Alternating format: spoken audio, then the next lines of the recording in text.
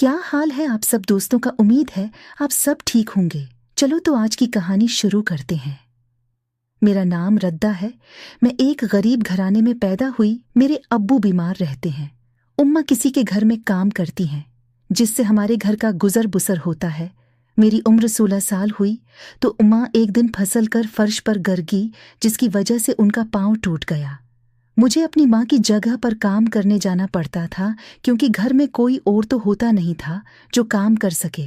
लिहाजा मुझे काम पर जाना पड़ा। जिनके घर में मैं काम करती थी वो बाजी बहुत अच्छी थी, लेकिन वो बहुत बीमार रहती थी। उठ के चल फिर नहीं सकती थी। उनके शौहर सारा दिन बाहर काम करते और शाम को घर आते, जब तक मैं वापस आ चुकी होती थी।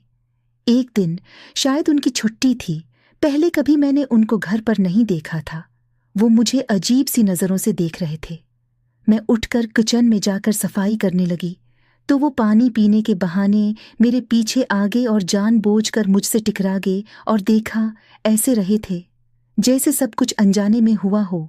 उन्होंने मुझसे पूछा, तुम्हारा नाम क्या है? मैंने कहा रदा। तो उन्होंने कहा, तुम बहुत खूबसूरत हो। मैं शर्मा कर बाहर चली गई और फिर काम करने लगी और शाम को घर वापस आ गई। अगले दिन फिर अमजद साहब घर मौजूद थे और बाजी सो रही थी। उन्होंने कहा, मुझे नाश्ता बना दो, तुम्हारी बेगम साहबा की तबीयत ठीक नहीं है। मैं खामोशी से किचन में जाकर नाश्ता बनाने लगी तो अमजद साहब भी आ गए और बोले, तुमने नाश्ता करना है या कर आई हो? मैंने कहा, मुझे भूख नहीं है। तो वो बोले, चलो आ जाओ, शाबाश, मेरे साथ नाश्ता करो। मैं भी उनके साथ बैठकर 3-4 नवाले खा लिए। बेगम साहबा अक्सर बीमार ही रहती थीं। शाम को अमजद साहब जल्दी आ गए और बोले, चलो आइसक्रीम खाने चलते हैं। मैंने कहा, मेरा काम बहुत पड़ा है। तो उन्होंने कहा, काम भी हो जाएंगे, चलो गाड़ी में बैठो। मैं बैठ गई। हमने आइसक्रीम खाई, लेकिन मुझे अजीब लग रहा था। उन्होंने पूछा, कुछ और खाओगी? मैंने कहा, नहीं शुक्रिया। उन्होंने कहा, चलने फिर घर, जैसे मुझसे इजाज़त ले रहे हों। मैंने कहा, चलो वापसी। पर उन्होंने मुझे मेरे घर छोड़ दिया और अगले दिन उन्होंने काम से छुट्टी कर ली और मेरे जाने से पहले बहुत ज़बरदस्त खाना ले आए। जब मैं घर पहुंची तो वो बोले, आओ नाश्ता करें। मैंने कहा, मैं तो कर आई। तो वो बोले कि कुछ ज़रूरी बात करनी है, आ जाओ नाश्ता कर लो। नाश्ता करने लगे तो वो बहुत मज़ेदार था। मैंने कभी ऐसा खाना नहीं खाया था। वो बोले, रिदा, तुम तो जानती हो कि बेगम साहबा कब से बीमार है। मैं बहुत तन्हाई का शिकार हूँ। मुझे गलत मत समझना।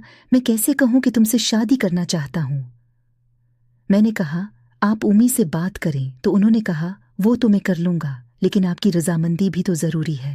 उन्होंने मेरी उम्मा से पूछा कहीं और क्या चाहिए था। वो खुश थी। मेरी उनसे शादी हो गई। वो मुझसे उम्र में 12 साल बड़े थे।